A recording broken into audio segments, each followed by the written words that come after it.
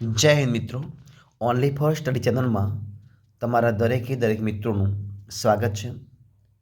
તો મિત્રો, ટેટ 1 એટલે કે ધોરણ 1 થી 5ની શિક્ષક બનવાની મિત્રો જે પરીક્ષા છે એની તારીખ આવી ગઈ છે.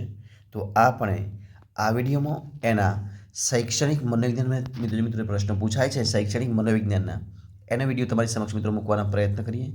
આપણે અલગ અલગ વિડીયો મૂકવાના છીએ. શૈક્ષણિક મનોવિજ્ઞાન, પદ્ધતિશાસ્ત્ર, વિષય વસ્તુ બધાના વિડીયો મૂકવાના છીએ, પરંતુ આપણે આજે શરૂઆત કરીએ શૈક્ષણિક મનોવિજ્ઞાનથી. તો જો પહેલો વિડીયો મિત્રો તમારી સમક્ષ મૂકીએ છીએ તો જોઈએ, શરૂઆત કરીએ. પહેલો પ્રશ્ન છે કે મનોવિજ્ઞાન માનવીની તમામ માનસિક અને શારીરિક પ્રવૃત્તિઓનો વૈજ્ઞાનિક અભ્યાસ છે.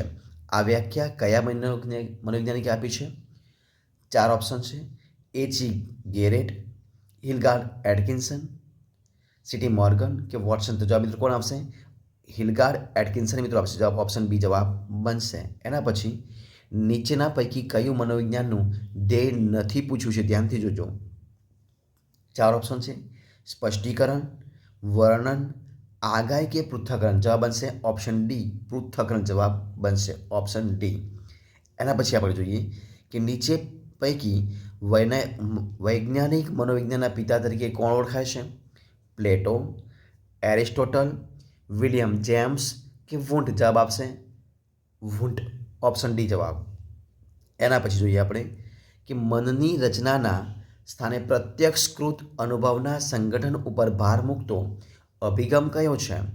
તો એ છે 4 ઓપ્શન છે: સમષ્ટિવાદી અભિગમ, રચનાવાદી અભિગમ, વર્તનવાદી અભિગમ કે ચેતનાવાદી અભિગમ. જવાબ બનશે ઓપ્શન એ, સમષ્ટિવાદી અભિગમ. ઓપ્શન એ જવાબ બનશે. એના પછી નીચે પૈકી કયો અભિગમ માનવીના મનના અજ્ઞાત પાસા ઉપર ભાર મૂકે છે?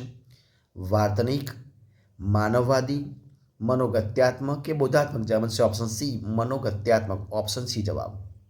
એના પછી આપણે આગળ જોઈએ કે ગુજરાત સરકાર દ્વારા શરૂ કરવામાં આવેલી અભયમ હેલ્પલાઇન નીચે પૈકી શેનું ઉદાહરણ છે? પ્રાયોગિક મનોવિજ્ઞાન, અસાધારણ મનોવિજ્ઞાન, શાળાકીય મનોવિજ્ઞાન કે સમાજલક્ષી અને વ્યક્તિત્વનું મનોવિજ્ઞાન. તો જવાબ બનશે ઓપ્શન બી, અસાધારણ મનોવિજ્ઞાનનું જે હેલ્પલાઇન છે એનું ઉદાહરણ છે ઓપ્શન બી જવાબ. એના પછી પ્રયોગ દરમિયાન પ્રયોગકર્તા નિરીક્ષકની કોઈ પણ અંગત માન્યતા, મનોવલણ એ પૂર્વગ્રહ વગરનું નિરીક્ષણ એટલે શું? તો જવાબ બનશે ઓપ્શન 4 ઓપ્શન છે: નિયંત્રણ, પુનરાવર્તન, પરિવર્તન કે વસ્તુલક્ષિતા. જવાબ બનશે ઓપ્શન ડી, વસ્તુલક્ષિતા જવાબ બનશે. એના પછી આપણે જોઈએ કે નીચે પૈકી કયું ઉદાહરણ કુદરતી નિરીક્ષણ પદ્ધતિનું છે? 4 ઓપ્શન છે: 2 તાસ વચ્ચેના સમયમાં વર્ગના વિદ્યાર્થીઓના વર્તનનો અભ્યાસ. બીજું, ઉત્તરાંચલમાં થયેલ પૂર પ્રકોપવાળા સ્થળ કે વિસ્તારમાં જઈને નિરીક્ષણ કરવું.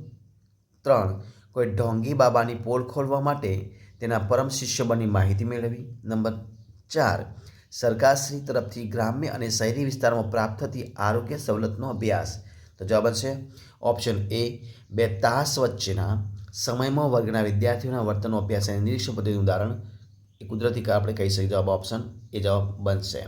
તો મિત્રો, આ પ્રમાણે આપણે અવારનવાર બીજા પ્રશ્નો લાવતા રહીશું. તો જો તમને મારો વિડીયો ગમ્યો હોય, પસંદ આવ્યો હોય, યુઝફુલ લાગ્યો હોય તો ઓનલી ફોર સ્ટડી ચેનલને સબસ્ક્રાઇબ કરવા માટે વિનંતી છે. તમારા મિત્રોને વિડીયો શેર પણ કરજો. તો આપણે ફરી મળીશું એક નવા વિડીયો સાથે, નવા ટોપિક સાથે. ત્યાં સુધી બની રહો. જય હિન્દ, જય ભારત, જય જય ગરવી ગુજરાત.